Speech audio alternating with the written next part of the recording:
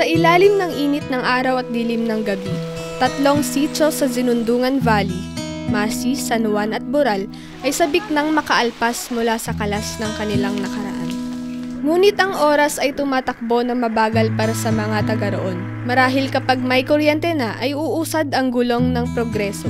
Gayunpaman, ang mga residente ay patuloy na nananalig at nakikipagsapalaran para sa pag-angat mula sa dilim ng kanilang kasaysayan.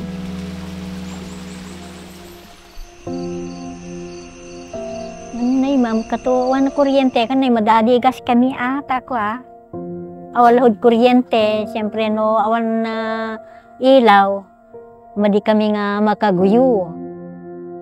Sobra pa ng digdigas mi kasi batay kinaranasan ko. Nasubukan ko magalampran. Taong 2009 na magsimulang planuhin ang pag-elektrisidad sa lambak na ito.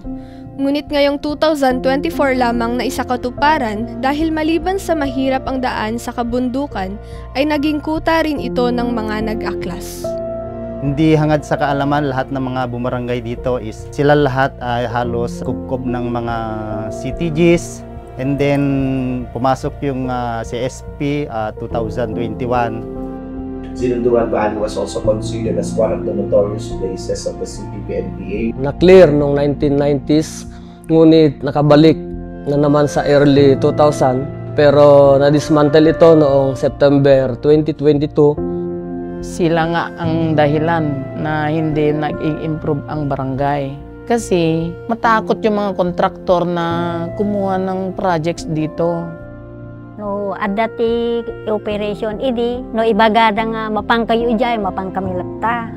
Yung mga sundalo din, always na pumasok dito pero may nag-aabang naman na NPA dyan.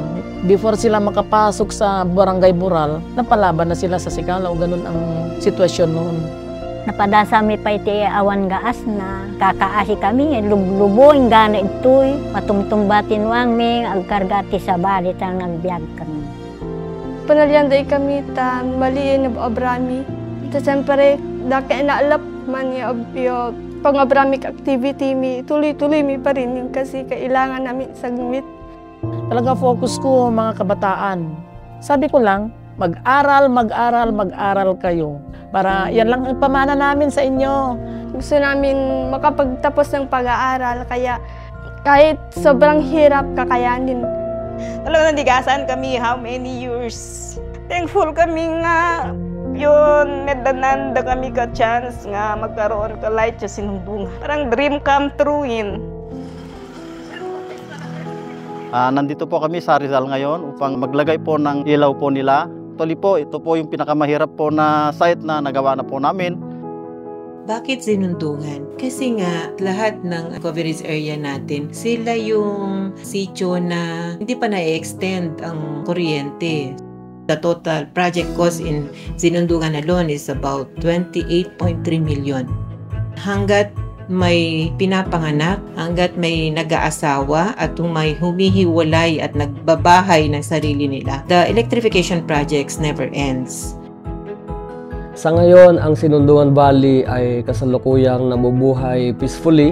Ang mga kabataan ay natutupad na ang kanilang mga pangarap. Ang pagkakaroon ng electricity ay isang malaking hakbang upang maiparamdam sa community na may mga ahensya na may pusong handang tumulong sa kanila tulad ng Cogelco 1 through the National Electrification Administration. Nalam ay kami mitbasitin ta dati progreso mintuin. Thank you Cogelco at dahil sa inyo natupad ang pangarap ng aking mga kababayan sa Barangay Masi para magkaroon ng ilaw dito sa barangay. Maraming salamat. 3, 2, 1.